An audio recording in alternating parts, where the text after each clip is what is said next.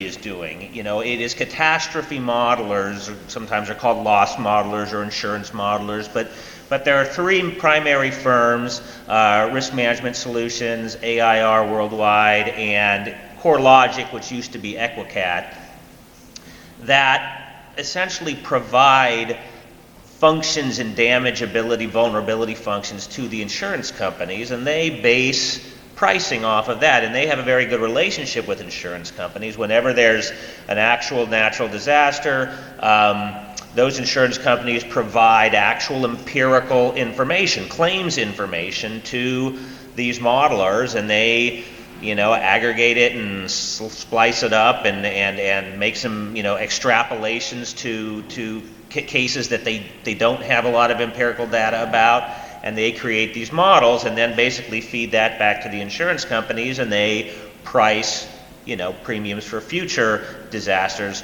on that.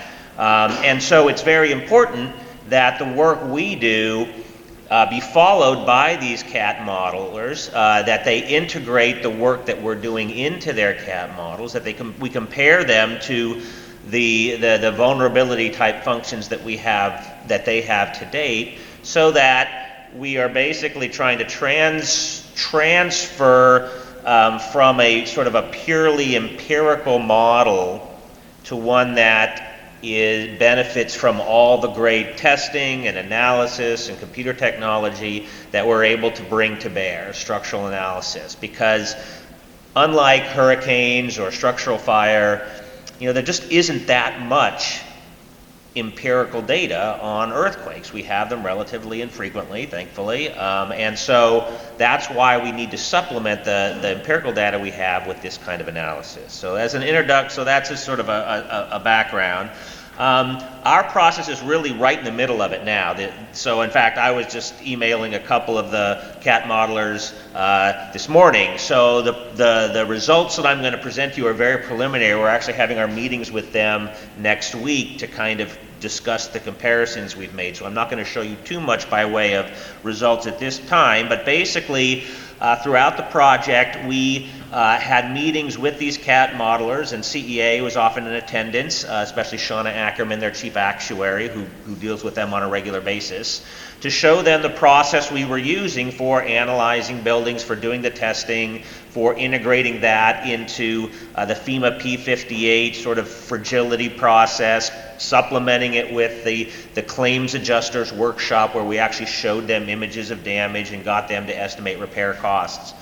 And so throughout the whole process, they were engaged and sort of, you know, well, they didn't have literally approval. They agreed with and supported the assumptions we were making, the process we were going through. And then sort of the bigger part of the project was for us to compare our results, or a subset of our results, with results that the loss modelers would crank out. Okay, and it was that way that we can sort of show them where there are differences, maybe justifying why there are differences, looking at where the results are similar to theirs, but basically they had to get a comfort level that the results we were coming up with, there was a rational way to compare them to their own results. And then ultimately, you know, the end of this project will be to provide a series of those damage functions that David showed, and they will be used, incorporated in different ways by the CAT modelers into their models. But what I should say right off the bat is that the results that we are coming up with here, you know, David showed some pretty significant drops in benefits and drops in loss from an unretrofitted to a retrofitted state. That does not translate one-to-one into insurance premium discounts. And that's not the purpose of PEER, is to say, well, you should be reducing premiums by 80% or something like that. There are a lot of factors, obviously, that go into calculating a premium that have to do with the market, have to do with uncertainties, have to do with confidence levels and risk tolerance of the insurers, et cetera, that are, well beyond the scope of what PEER's doing. So there won't be a one-to-one translation, and that will really be sort of be between CEA and its underwriters to develop the insurance pricing based on, in part at least, on the results that we've got. So the way the CAT models work is, you know, they are designed primarily not to look not to care really about an individual building that much, okay? They have thousands or tens or hundreds of thousands of buildings in their portfolios, so the performance of any one building really never matters, especially when it's like a house, a single-family home. And so what they generally do is they generally break up buildings into categories, classes, that are separated by these things called modifiers. Primary modifiers being things like the age, the height, okay, whether it's a single-family home or a apartment complex or what have you. And then secondary modifiers, which can tweak the overall classification. So it might be the siding, whether it's wood or stucco siding, what kind of roof it has, whether the house has been bolted to the foundation or retrofitted or unretrofitted. Okay? And so with this combination of primary and secondary modifiers yields these vulnerability functions, hundreds or thousands of them for each of the models. But of course, these modifiers have to be able to be filled out by the agent of an underwriter who goes out there to look at the house really briefly for just a few minutes and says, this is the kind of roof it has, this is the number of stories it has. And so things like the underlying sheathing, behind the exterior stucco is not something that they can see. Most of them won't go in the house to see whether it's got lath and plaster or chipboard. Very few, if any, of them will ever go under the house to see, what kind of bracing and configuration of the cripple wall they have. So what that means is there's a lot less information that the modelers have than what we're considering, because we are considering things like the sheathing and the weight of the building and the interior wall configuration and the makeup of the interior walls. So we have a lot more data than they do. Not that all of this will necessarily be able to be used by the modelers, but the idea is we want to do a comprehensive study. And so what we have to do is we have to find how to compare what we're doing with what they're doing in a manner that can ultimately be used by underwriters. And of course, these CAT modelers, this is their bread and butter. This is very sensitive IP to them, so they're not going to the simplest thing would for them just to give us access to their program and download all of their vulnerability functions and do all the comparisons ourselves. But of course, given that Peer is a public institution, that would raise questions about how that data got disseminated. So, in fact, what we had to do is we had to come up with kind of a blind-like study to do this comparison. What we did is we identified a subset of all of the hundreds and hundreds of different combinations of buildings that we were looking at that would match with corresponding primary and secondary modifiers. Okay, we ultimately came up with 48 building classifications to test, and I'll show you those. And then we specified those 4 locations that Dave mentioned, so that we were both working off of the same literal latitude longitude to develop our vulnerability functions. They ran those 48 buildings through their models. We ran them, in addition to all the other ones, through our models. And then we produced results that they would let us compare. As I said, the easiest thing would have simply been to overlay those vulnerability functions that Dave showed you, one on top of another. But they wouldn't let us do that. They would give us the average annualized loss, so the integrated vulnerability function over the hazard curve, so that was sort of we couldn't reverse engineer, if you will, what their individual vulnerability function was. And then they would give us the loss at a single return period. We picked 250-year return period. It could have been a different one. And so with those 2 numbers, we are then able to compare these different 48 index buildings to see how ours compares with them. And as Dave mentioned, we had there's multiple types of buildings: 1-story, 2-story, wood siding, stucco siding, a raised cripple wall, a stem wall that doesn't have, a raised cripple wall that may not be fully bolted, and then 3 different age groups: pre-1945, which generally uses lath and plaster on the inside; post-1955, which uses chipboard; and then so it would sort of average the results to get the era in between. Okay, so you see 32 buildings on the screen here. There's another 16 that represent the average that I didn't show. And so then the way we did this process to sort of be deliberative about it is we started with just 12 buildings.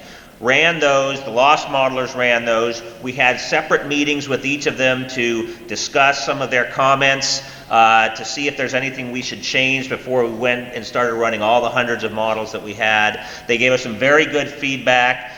In particular, one of the things that we went around with significantly was if a cripple wall does fall over and rack over, what happens? Is the house a total loss, or do you jack the house back up, replace the cripple wall and set it back down? Because obviously the cost impact is very different depending on what you do. So they provided a lot of good advice, and we made some changes to our model based on that. And so then we ran the remaining models, and they are literally running them now. I'm still waiting for one more company to get me there, so that's why I can't present too many of the results right now. But we will be having meetings with them next week to go over all these results. And if, as I expect, they've been very supportive of what we've been doing all along. They're very excited about being able to incorporate this information into their CAT models. That we will then sort of finish up our work by cranking out all these different vulnerability functions for them. But some quick results with really sort of two key points. Dave's made one of them already, but what you see here is in blue are the peer results, in green and orange are two of the three loss modelers. I've shown you two of the four sites, San Francisco and San Bernardino. This is the one-story wood siding case, and so if you just look at the areas I've outlined in green, just to kind of zoom in because there's a lot of data here, we have basically three different eras: pre-45, 45 to 55 in the middle, and 56 to 70 on the right-hand side. Inside the box, the left hand is the retrofit condition, the right hand is the unretrofit condition. Okay, so that's basically what all of these next slides look like. What you can see, the key point that you can obviously see here, I think, is that the unretrofitted case, peer estimates considerably more damage than the loss modelers do. And in the retrofitted case, peer estimates less damage than the loss modelers do. This isn't particularly surprising because the loss modelers don't necessarily have a lot of information on whether buildings actually were retrofitted or not, because again, most of the underwriting agents don't go under the house to look and see. And so they're more using kind of expert judgment to make a difference in their models between a retrofitted and unretrofitted case. Whereas what we've done, obviously, is apply the science heavily, the testing, the modeling, to show that, in fact, there is a much bigger difference, much bigger benefit in retrofitting than would show up in the loss modelers, okay?